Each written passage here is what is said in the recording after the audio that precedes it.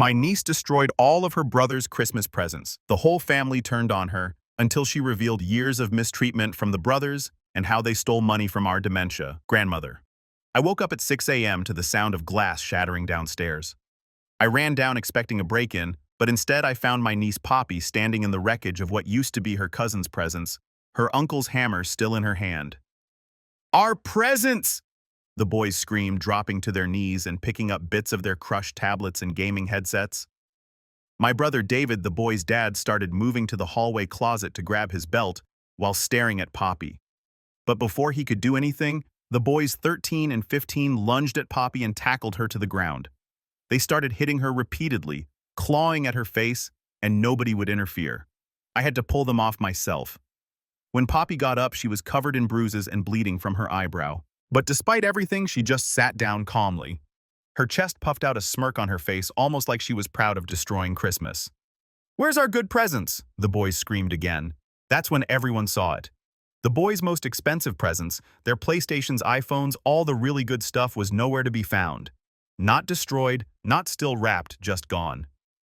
"Poppy," I said quietly, kneeling beside her while David started restraining his kids, who were now going to get knives from the kitchen. "Tell me what happened." She looked at the family members now gathering, all horrified. "Your sons are bullies," she said to the dad, blood still dripping from her eyebrow. "You little—" He went to lunge at her, but I grabbed him. "Last year they destroyed my friend's Christmas present when she brought it to school. Her mom saved for 6 months for that dollhouse. They stomped on it while she cried." David's wife tried to defend them, but Poppy continued. "This whole year they've destroyed every present I got. My birthday telescope they smashed. My art set they set on fire." "We never knew they—" David started. "I said it to everyone at Thanksgiving." Poppy cut him off. "I told you they ruined the only photo of my mommy and daddy that I had before they died." Poppy was crying now. "And you said I should stop being mad at them, that they were just kids playing." I was horrified. Working overseas, Poppy never told me any of this. "Is this true?" I raised my voice. The room shifted uncomfortably. Nobody would meet my eyes. Poppy then wiped blood from her face. "So, yeah, I destroyed their presents." The mom gasped. "Those presents, but that's not why I did it," Poppy interrupted. The room went silent.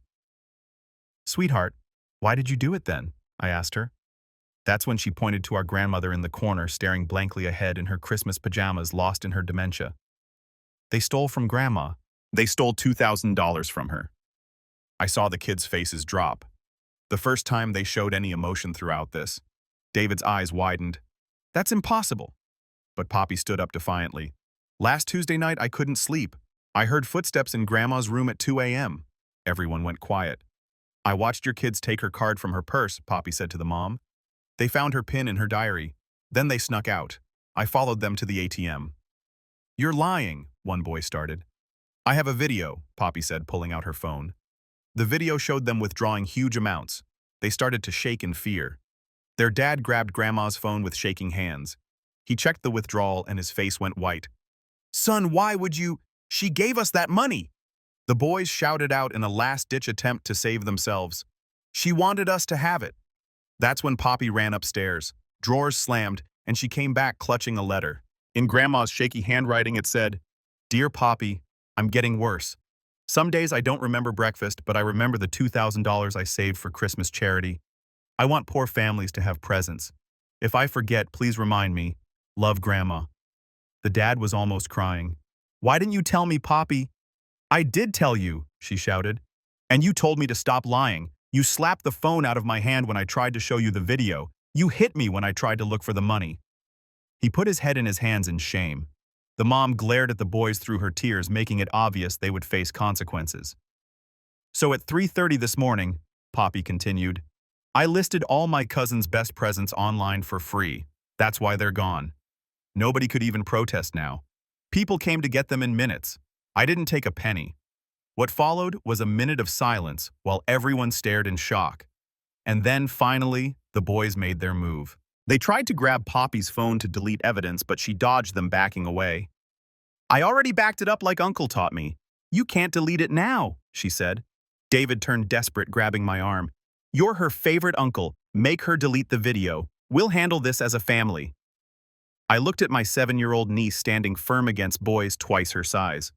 I think she already handled it.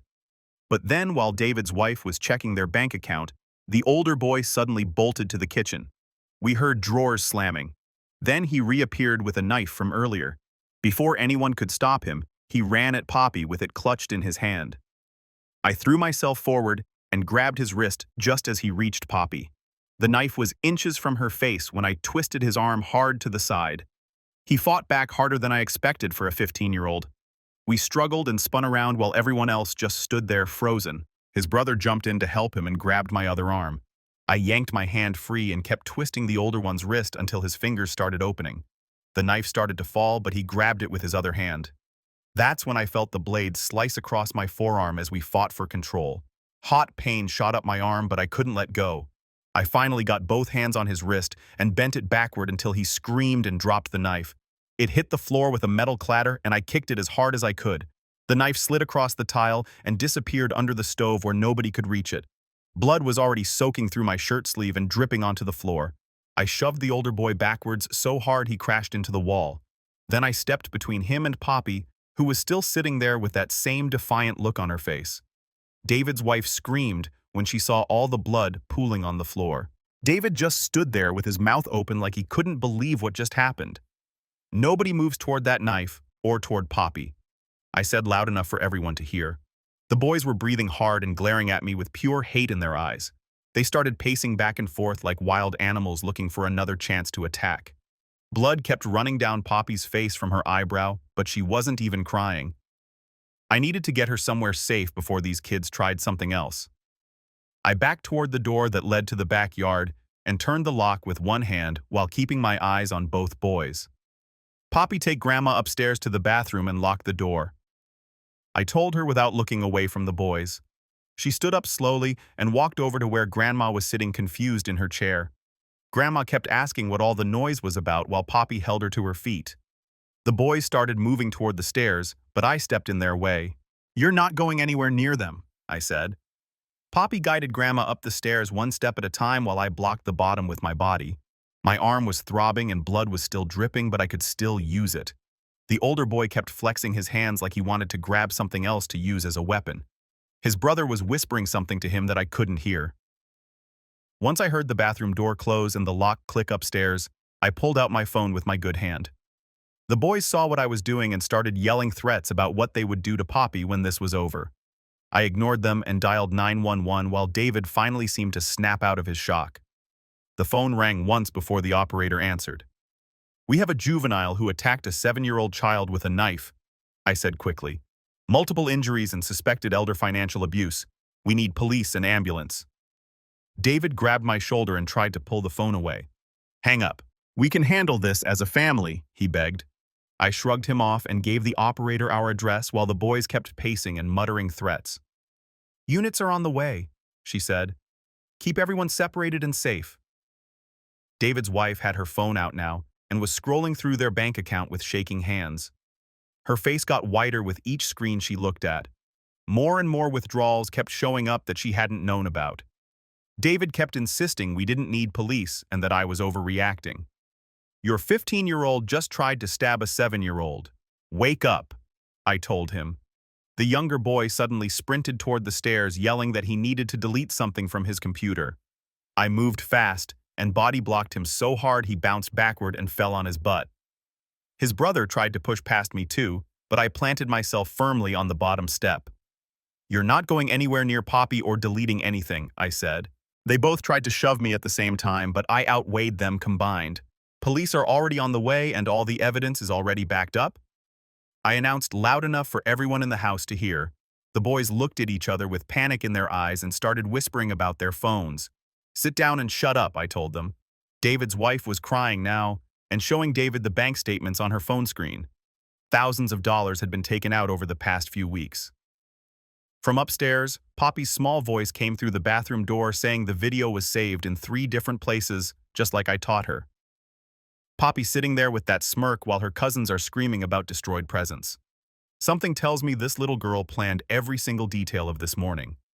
From the timing to having that letter ready in her room upstairs. Relief washed over me knowing the evidence was safe. I could hear Grandma through the door asking Poppy where her purse went and why they were in the bathroom. The sound of sirens started getting louder from down the street. Family members who had been watching from the living room doorway started moving around quickly. Some were fixing their clothes, and others were putting their phones away trying to look normal. David kept running his hands through his hair over and over while muttering about how this got so out of hand. The front door opened hard enough to bang against the wall, and 2 cops walked in with their hands on their holsters. I raised my good hand up high while keeping pressure on my bleeding arm with the other. "I'm the one who called," I said quickly. "There's a knife under the stove." The first cop was a big guy with gray hair who looked like he'd seen everything. His badge said Mercier, and he took one look at the blood on my shirt and the chaos in the living room before nodding to his partner. The younger cop moved toward the boys while Mercier came straight to me.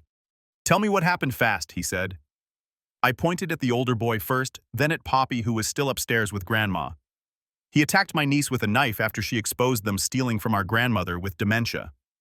Mercier's jaw tightened as I kept talking about the stolen money and the destroyed presents and the years of bullying. Nobody stopped. Blood was soaking through the towel on my arm and dripping onto the floor.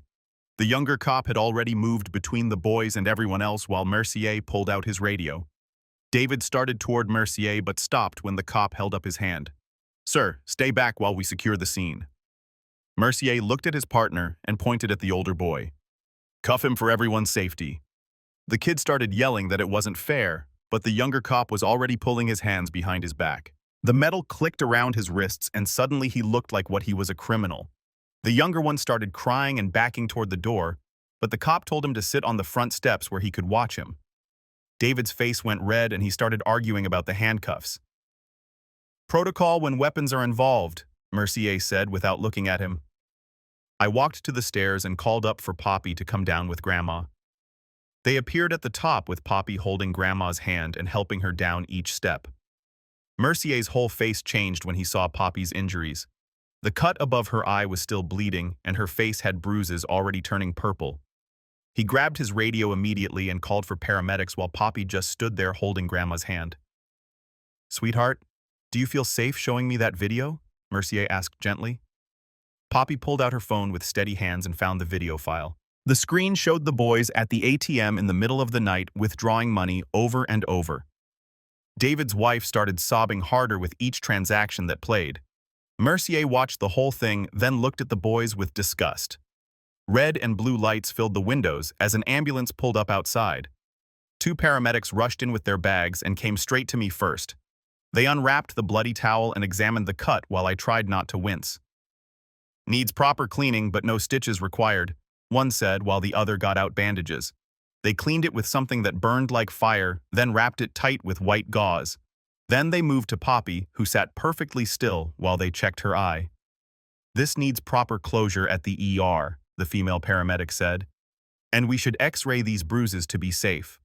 Grandma kept asking why everyone was hurt and trying to touch Poppy's face. "Did I do something wrong?" she asked over and over. Mercier looked at me and pointed toward the kitchen. "We need to retrieve that weapon safely."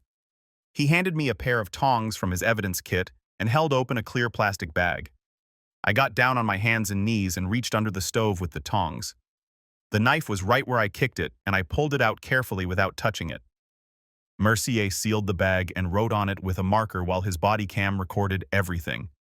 Through the window, I could see the older boy in the back of the patrol car finally looking scared instead of angry.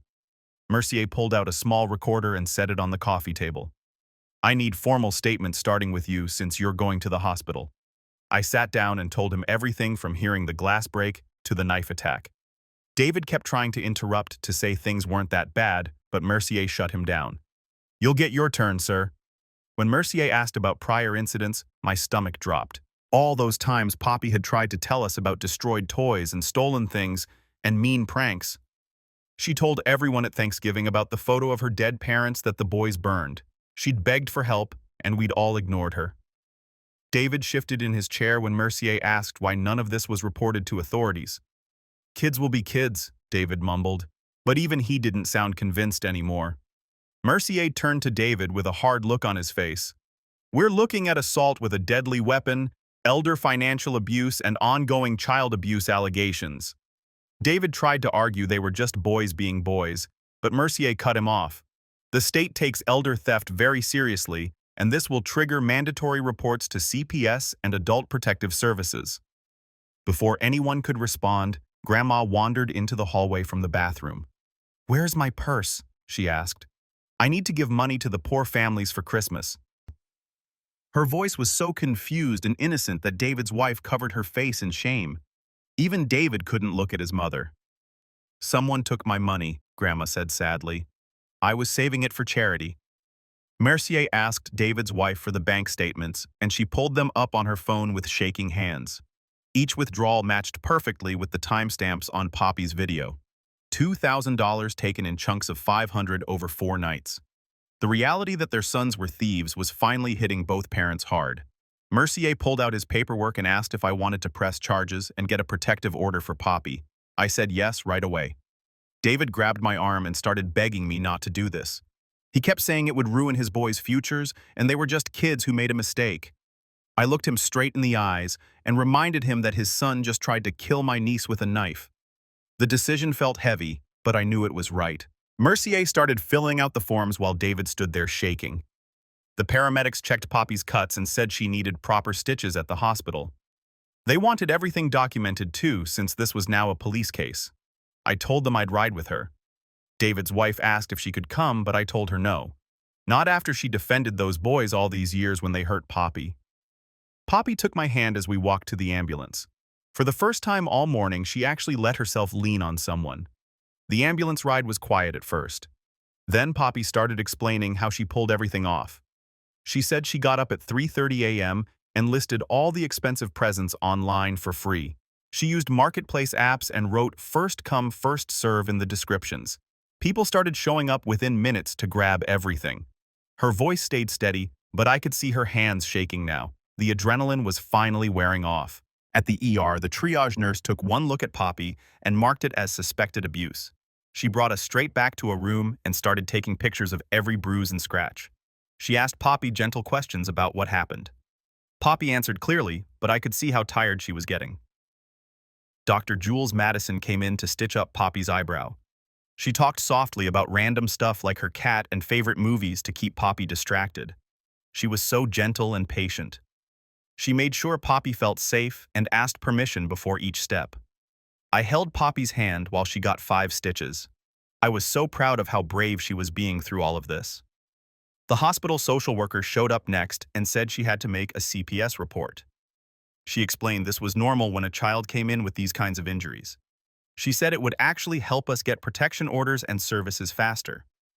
I agreed right away because we needed all the official documentation we could get. My phone buzzed with a text from Mercier. He said the knife was logged as evidence and both boys were at juvenile intake being processed. The older one might face detention because he used a weapon. The younger one would probably be released to a relative since David was questioned. Reading that made everything feel more real. These kids were actually facing serious consequences. I pulled out my phone and messaged my boss overseas about needing emergency leave.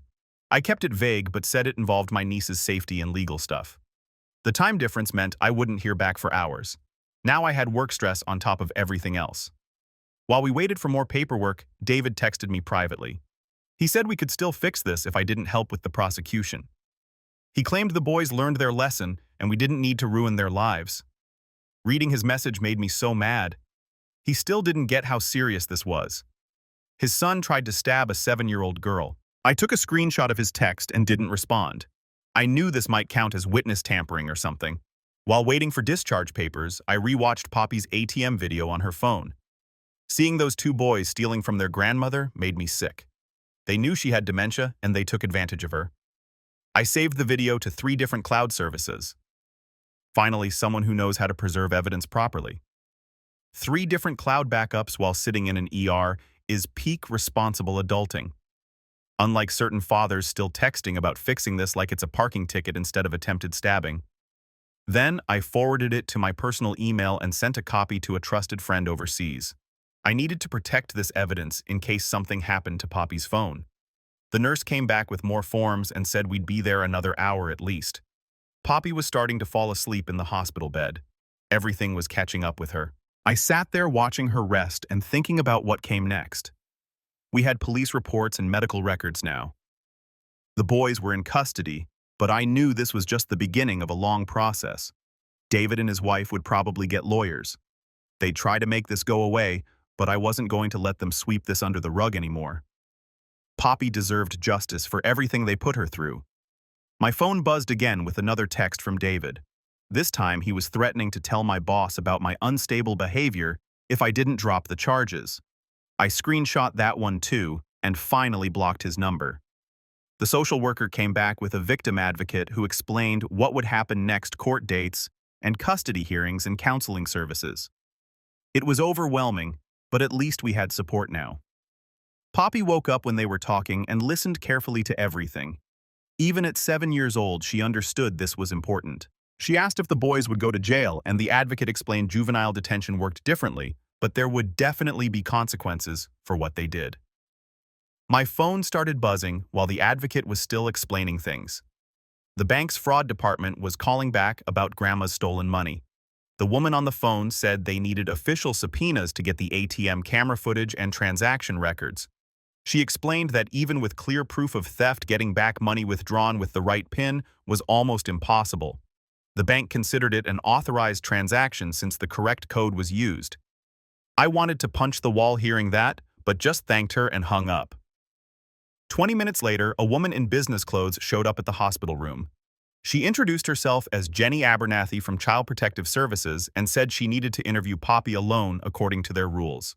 I had to wait outside in the hallway while she spent 40 minutes talking to my niece. Through the door, I could hear Poppy's small voice describing years of being hurt that I never knew about.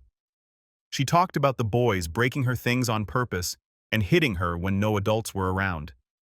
She mentioned being locked in closets and having her food taken away.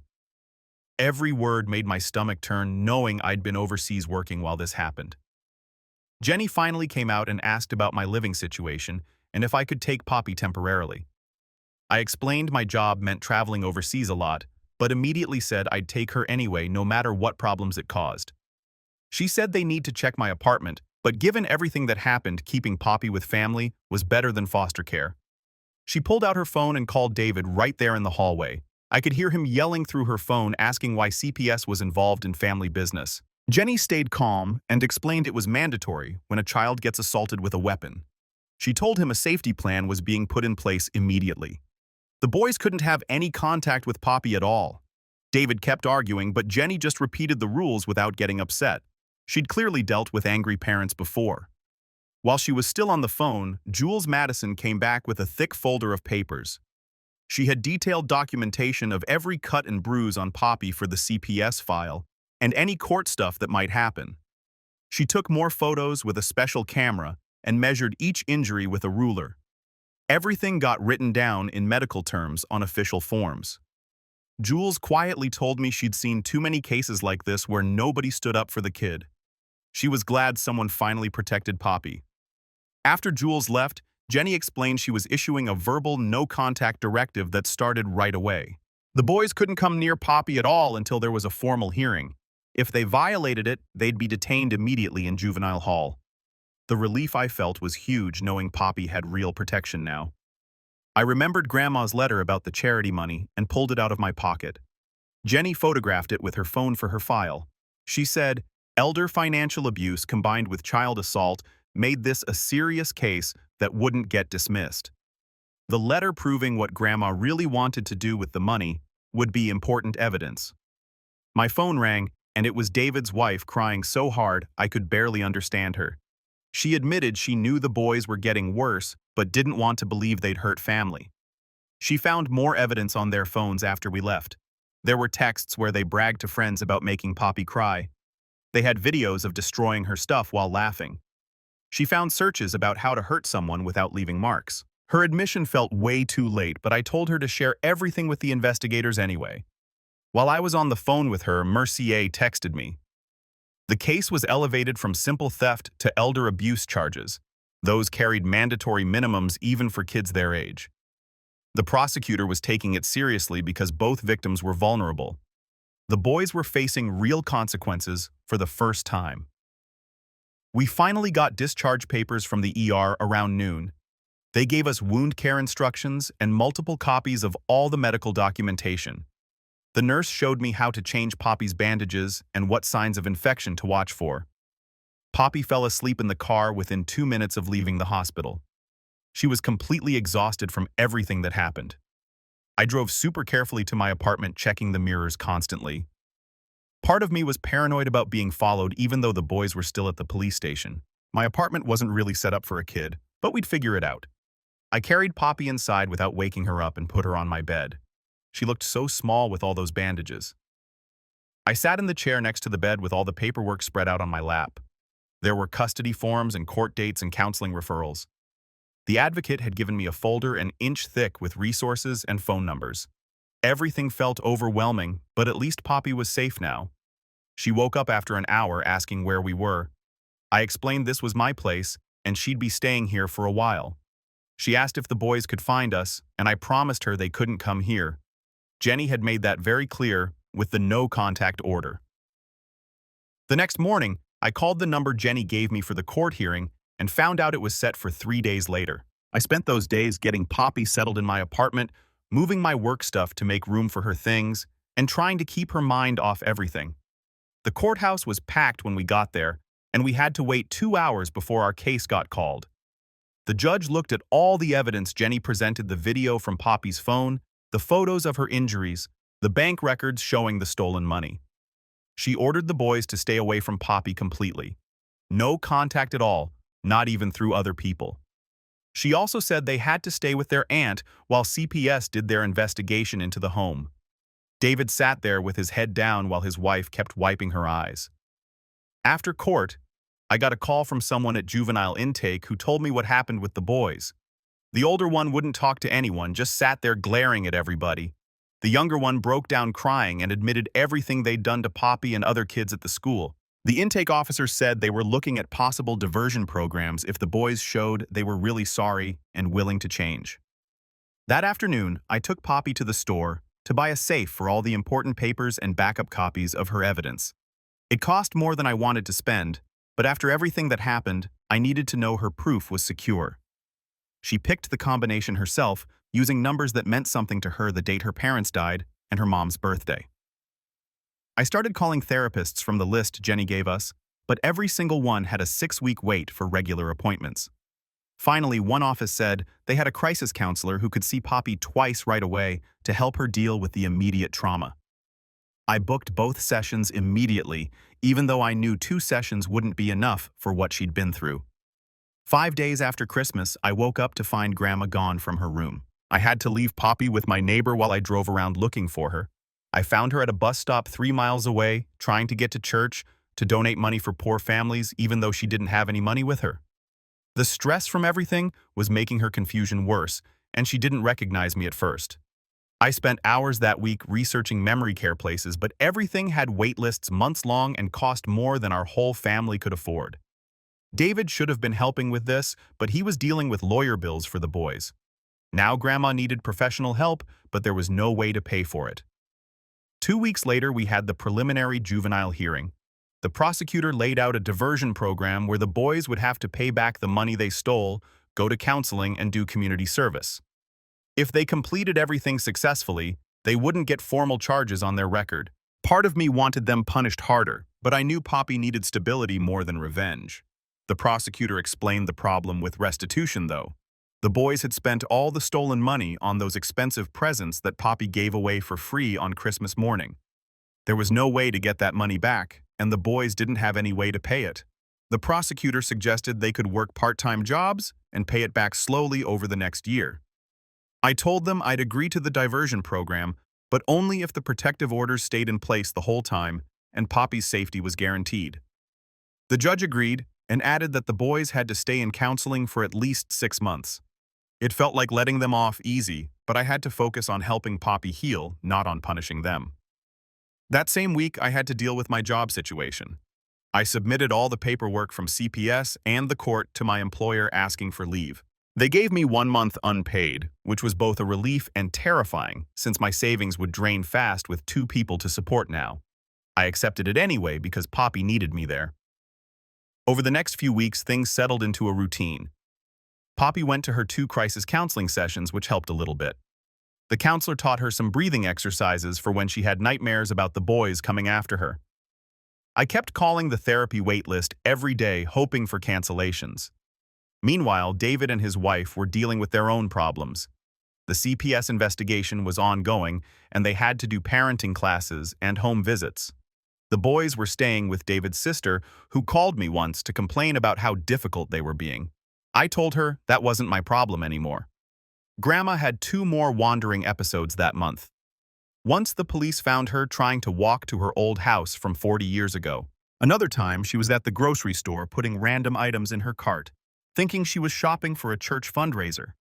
Each time made it clearer she couldn't stay at home much longer, but we still couldn't afford proper care. The diversion program started for the boys in February. They had to report to a probation officer every week and show proof they were looking for jobs. The older one got hired at a fast food place, but got fired after 3 days for arguing with his manager. The younger one lasted 2 weeks at a grocery store before quitting. The probation officer warned them they had to stick with jobs or face real charges. David got the court order for parenting classes and anger management the same week. He called me complaining about having to drive 40 minutes each way to the only approved program in our area. His wife told me later he showed up to the first class 20 minutes late and sat in the back row with his arms crossed. The instructor made him move to the front after he kept checking his phone. At least he went, though. The anger management sessions were worse because they met twice a week and cost $200 each time. He tried to get out of them by saying he couldn't afford it, but the judge said he could sell his boat if money was that tight. 2 weeks after everything went down, the school counselor called about meeting with Poppy. She had this calm way of talking that made Poppy actually open up. Instead of pushing some big forgiveness plan like the last therapist tried, she just focused on small stuff. Could Poppy handle being in the cafeteria again? Would she feel safe if the boys were in the hallway?